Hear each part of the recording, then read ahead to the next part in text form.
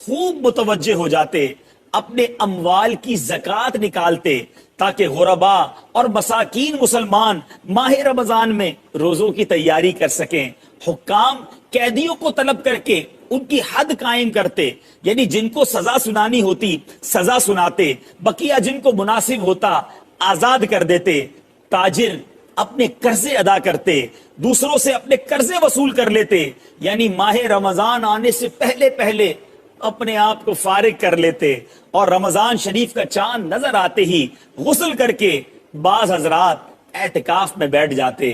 تو گویا شعبان تیاری کرنے کا مہینہ ہے، ماہ رمضان کی اپنے آپ کو عبادتوں کی طرف لے آئیے، مسجدوں کی طرف لے آئیے، درود و ذکر کی طرف لے آئیے۔ شیطان کا ایک اور وار، یار تیرا دل تو لگتا نہیں نماز میں، تلاوت کرتا ہے تو نیند آنے لگتی ہے، چھوڑ دے پھر فائدہ کیا۔ ہاں یہ مت کرنا کہ شیطان تمہیں بہکائے، جو تھوڑا بہت کر رہے ہو اگر وہ بھی چھوڑ کر چلے گئے تو پھر تو گئے نا، پھر تو آؤ گے کیسے واپس۔ میں اس کا آپ کو سولوشن بتاتا ہوں۔ سولوشن یہ ہے کہ جس کو نماز میں دل نہیں لگ رہا، تلاوت میں دل نہیں لگ رہا، اچھے کاموں میں دل نہیں لگ رہا نا، وہ کیا کرے؟ جب کوئی گناہوں کا بیمار ہو جاتا ہے نا تو اس کو نیکیوں میں مزہ نہیں آ رہا ہوتا، تلاوت میں مزہ نہیں آ رہا ہوتا۔ جب آپ کو ایسی فیلنگ آئے نا کہ یار مجھے نماز میں، روزے میں، تلاوت میں، ذکر میں، محفل میں، اجتماع میں، مسجد میں مزہ نہیں آ رہا، فوراً ریئلائز کر لو کہ یار بیمار ہو گیا ہوں۔ اب کیا کرنا ہے؟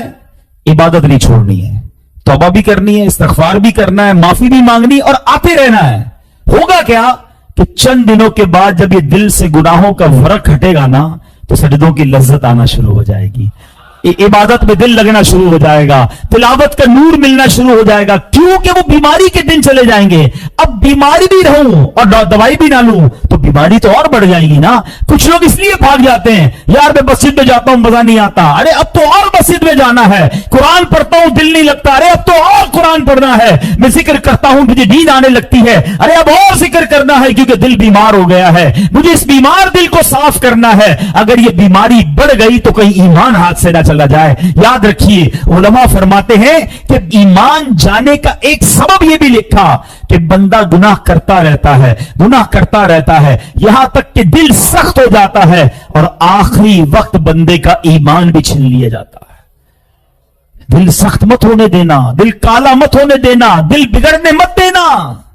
اگر فیل ہو رہا ہے نا کہ یار دیر از سم تھنگ رانگ، آج ہمیں پتا چلے کہ یار میری زبان میں اچانک لکنت آ رہی ہے، پیر صحیح چل نہیں رہا ہے، ہاتھ میں کپ کپاہٹ آ رہی ہے، آنکھیں دیکھ نہیں رہی ہیں، کان صحیح سن نہیں رہا، تو ہم چھوڑتے نہیں ہیں اس کو، ارے کوئی بات نہیں، پیر نہیں چل رہا، ایک تو چل رہا ہے نا، فوراً ڈاکٹر کے پاس، فوراً کلینک۔ یار اچانک کیا ہو گیا؟ مجھے دکھائی نہیں دے رہا، مجھے سنائی نہیں دے رہا، میرا پیر سیدھا نہیں ہو رہا۔ فوراً جسم میں جہاں گڑبڑ ہوئی ہم نے ڈاکٹر کو، لیبارٹری کو پکڑ لیا۔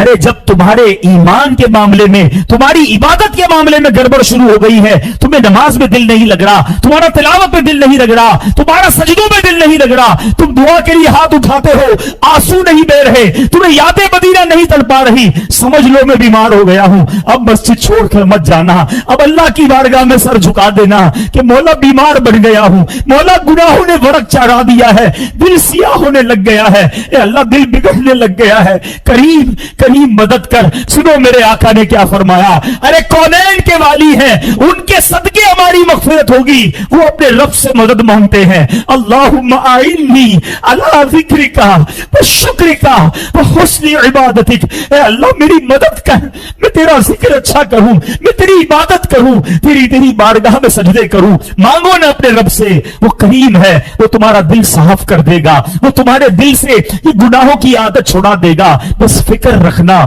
کہ دل بدل نہ جائے۔ حضرت وہب بن منبہ رحمت اللہ تعالی علیہ سے روایت ہے، بنی اسرائیل میں ایک شخص تھا، اللہ کریم نے اسے 200 سال کی زندگی عطا فرمائی، مگر افسوس اتنی لمبی زندگی ملنے کے باوجود وہ زندگی اس نے نافرمانیوں میں گزار دی۔ اب اس کے اتنے گناہ تھے، اتنی بری عادتیں تھیں، ایسا عجیب سا کریکٹر تھا کہ جب 200 سال کی لائف گزارنے کے بعد اس کا انتقال ہوا تو وہاں کے لوگوں نے نہ اس کو غسل دیا نہ کفن دیا، بلکہ اس کو گھسیٹ کر گندگی کے ڈھیر پر ڈال دیا۔ لوگوں نے کہا اتنا بڑا گناہ گار ہے، کیا اس کو غسل دینا، کیا کفن دینا، کیا اس کا جنازہ پڑھنا، اس کو گندگی کے ڈھیر پر ڈال دیا۔ ادھر بنی اسرائیل نے تو یہ کام کیا، مگر حضرت موسیٰ علیہ نبینا علیہ الصلوۃ والسلام پر وحی نازل ہوئی، اے موسیٰ ہمارے ایک بندے کا انتقال ہو گیا ہے، اب جائیے جا کر اس کا جنازہ پڑھیے، اسے کفن دیجئے، اسے غسل دیجئے۔ اب ذرا غور کریں کہ اللہ کا نبی جا کر جس کا غسل کا انتظام کرے، جس کا جنازہ پڑھے، تو وہ تو بخشا گیا۔ تو حضرت موسیٰ علیہ نبینا علیہ الصلوۃ والسلام جب اس علاقے میں پہنچے اور تو وہاں لوگوں نے بڑی عجیب سی بات بتائی۔ لوگوں نے کہا کہ اے موسیٰ آپ آ گئے ہیں اس کا جنازہ پڑھنے کے لیے، یہ تو بہت ہی بڑا گناہ گار تھا، اس کے تو بڑے معاملات تھے۔ تو حضرت موسیٰ علیہ نبینا علیہ الصلوۃ والسلام نے اللہ کی بارگاہ میں عرض کی، مولا لوگ تو کہہ رہے ہیں اتنا گناہ گار اور تو نے مجھے بھیجا جنازہ پڑھانے، اتنا بڑا انعام اس پر کیسے ہو گیا؟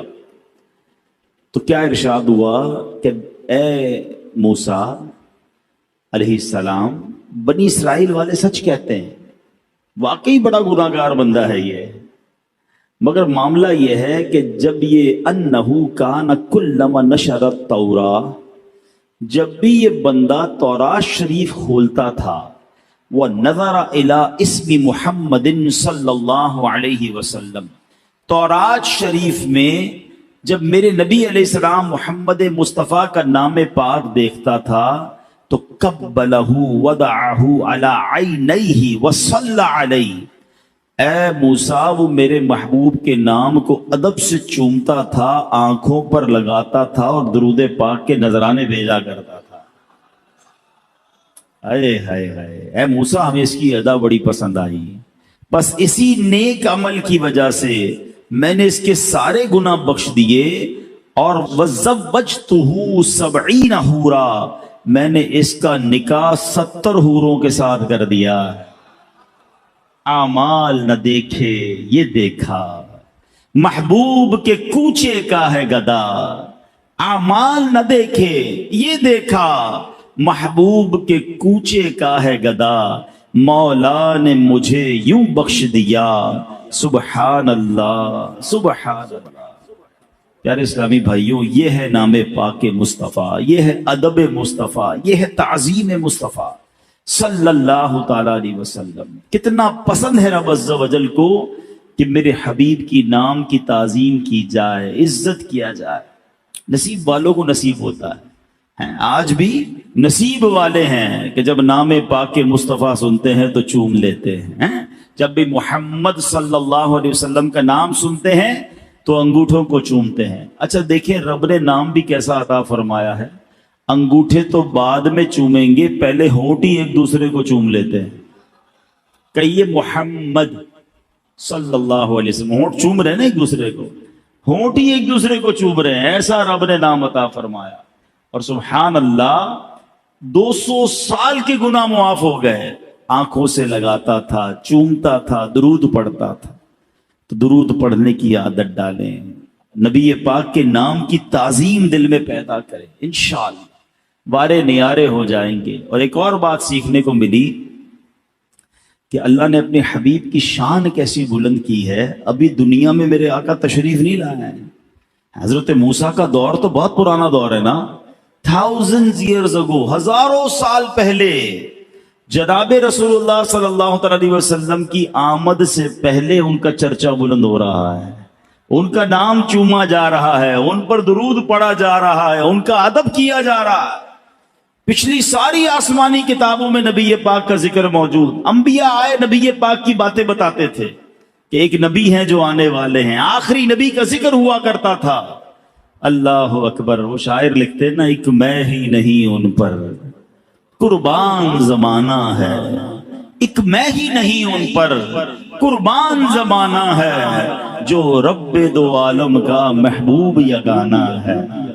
آقا کا چرچا سبحان اللہ جب سے کائنات بنی ہے، جب سے، بلکہ رب عز و جل نے اس سے پہلے ہی نبی پاک علیہ الصلوۃ والسلام کے نور کو اپنے نور سے جب تخلیق کیا سبحان اللہ، کیا شان ہے میرے آقا علیہ الصلوۃ والسلام کی، تو پھر کیوں نہ ان سے محبت کی جائے، کیوں نہ ان پر درود پاک پڑھتے رہے۔ مقاصد الحسنہ میں ہے، ایک مرتبہ اذان ہو رہی تھی، جب مؤذن نے اذان میں کہا اشہد ان محمد رسول اللہ صلی اللہ تعالی علیہ وسلم، تو عاشق اکبر، سب سے بڑے عاشق نبی پاک علیہ الصلوۃ والسلام کے حضرت ابوبکر صدیق رضی اللہ تعالیٰ عنہ نے جیسے مؤذن نے کہا ویسے ہی الفاظ کو ریپیٹ کیا، دہرایا، اور پھر اپنے دونوں انگوٹھے چوم کر اپنی آنکھوں سے لگائے۔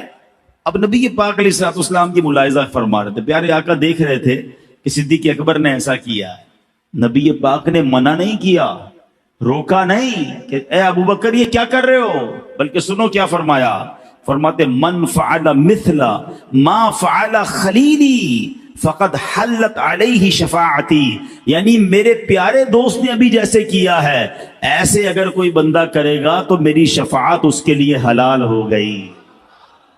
ہاں، یہ نصیب والوں کا حصہ ہے۔ امام حسن مجتبی فرماتے ہیں جب مؤذن کہے اشہد ان محمد رسول اللہ صلی اللہ تعالی علیہ وسلم، اور جو بندہ یہ سن کر کہے مرحبا بحبیبی وقرۃ عینی محمد بن عبد اللہ، پھر دونوں انگوٹھوں کو چوم کر آنکھوں پر رکھے، وہ بندہ کبھی اندھا نہ ہوگا، اس کی آنکھیں نہ دکھیں گی۔ ارے یہ تو آنکھوں کا نور بڑھانے کا نسخہ ہے اور یہ محبت کا ایک انداز ہے، تو اس میں کس بات کا شرمانا ہے؟ تو نبی پاک سے محبت کیجئے، پیارے آقا کے نام سے محبت کیجئے، اور جب جب نام محمد صلی اللہ تعالی علیہ وسلم سنیں محبت کے ساتھ اس کو چوم کر آنکھوں سے لگائیں، اس کی برکتیں حاصل ہوں گی۔ شاعر لکھتے ہیں نا، لب پر آ جاتا ہے جب نام جناب، منہ میں گھل جاتا ہے شہد نایاب، لب پر آ جاتا ہے جب نام جناب، منہ میں گھل جاتا ہے شہد نایاب، وجد میں ہو کے ہم اے جاں بیتاب اپنے لب چوم لیا کرتے ہیں۔ لب خود ہی چوم لیتے ہیں نا ایک دوسرے کو، محمد جب کہتے ہیں تو سبحان اللہ لب ایک دوسرے کو چوم لیا کرتے ہیں۔ اللہ نبی پاک کے نام کی تعظیم ہم سب کو نصیب فرمائے۔ ایک بار پھر درود پاک پڑھ لیں، صلو علی الحبیب صلی اللہ تعالی علی محمد صلی اللہ علیہ وسلم۔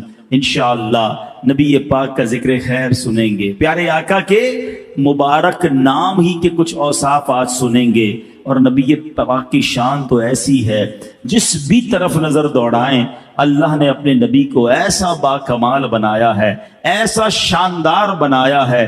آپ کے چہرے کے اوصاف، آپ کے جسم مبارک کے اوصاف، آپ کے معجزات پر بات کی جائے، آپ کے اخلاق پر بات کی جائے، آپ کی بہادری پر بات کی جائے، آپ کی سخاوت پر بات کی جائے، آپ کی عقل مبارک پر بات کی جائے، یا آپ کے فیصلوں پر بات کی جائے، آپ کی سیرت کے جس بھی پہلو پر بات کی جائے، عقل حیران ہو جاتی ہے کہ اللہ نے اپنے حبیب کو کیسا شاندار بنایا ہے۔ میرے آقا جب مدینے نہیں گئے تھے، تشریف نہیں لے گئے تھے، مدینے کو لوگ کیا کہتے تھے؟ یثرب کہتے تھے۔ یثرب کے معنی آفتوں اور بلاؤں والی زمین، اور نبی پاک کے قدم لگے ہیں تو کیا ہو گیا؟ وہ مدینہ منورہ بن گیا۔ اس کی ہوا میں شفا، اس کے غبار میں شفا۔ شاعر کہتے ہیں نا، جب سے لگے ہیں قدم رسالت مآب کے، جب سے لگے ہیں قدم رسالت مآب کے، جنت بنا ہوا ہے مدینہ حضور کا۔ مدینے کے مقدر جاگ گئے، بھاگ جاگ گئے، کیوں؟ ذرہ ریگ کو دیا تو نے طلوع آفتاب۔ ایک ایسی شخصیت ہے جو نبی پاک کی جان لینے کے لیے تلوار لے کر پیارے آقا کو تلاش کر رہی ہے، معاذ اللہ نبی پاک پر اٹیک کرنا ہے، مگر جب جلوہ جانا دیکھا، ایمان قبول کیا، اس شخصیت کو پھر نبی پاک نے کیا بنا دیا؟ وہ عمر فاروق بن گئے۔ آقا فرماتے میرے بعد کوئی نبی ہوتا تو عمر ہوتا۔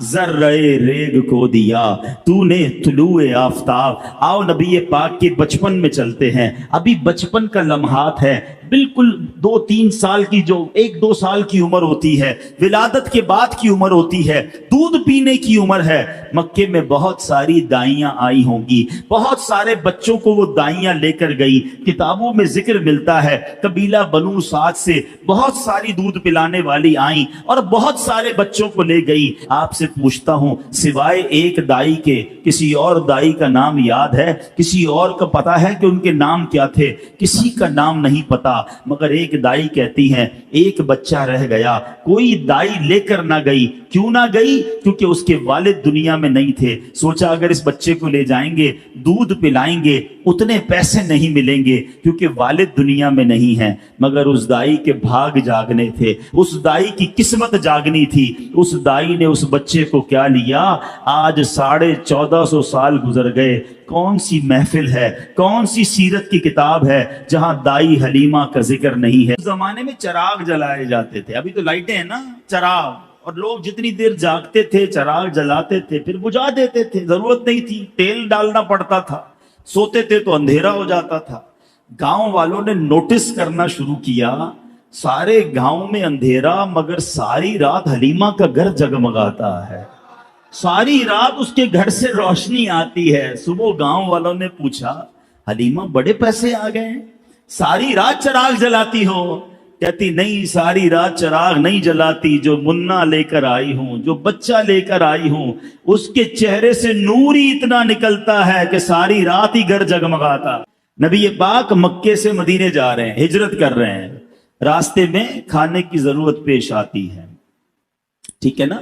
اب بھی ہم جاتے ہیں، حیدرآباد جاتے ہیں، لاہور جاتے ہیں، کھانے راستے میں ہوٹل بنے ہوئے ہوتے ہیں، چائے پانی پی لیا، دال روٹی کھا لی۔ اس زمانے میں تو ایسا نہیں تھا، خیمے لگتے تھے، ہو سکتا ہے اس زمانے میں اور بھی خیمے ہوں۔ اچھا، وہ سفر بھی تھوڑا سا چھپ کر تھا، دشمنوں کا خوف بھی تھا، صدیق اکبر رضی اللہ تعالیٰ ساتھ تھے۔ ایک خیمے میں نبی پاک تشریف لے گئے، ایک بوڑھی خاتون تھی، کہ کھانے کو کچھ ہے، کھانے کو کچھ نہیں ہے، کچھ بھی نہیں تھا اس کے خیمے میں۔ تو نبی پاک نے دیکھا ایک ایسی لاغر سی بکری ہے جو بالکل جس کو کہتے ہیں نا سوکھی ہوئی۔ آقا نے فرمایا میں اس کا دودھ نکال لوں؟ کہا حضرت کافی عرصہ ہوا اس نے دودھ دینا چھوڑ دیا ہے۔ نبی پاک نے فرمایا مجھے اجازت دے دو، میں نکال لیتا ہوں۔ تو ٹھیک ہے، آپ نکال سکتے تو نکال لیں۔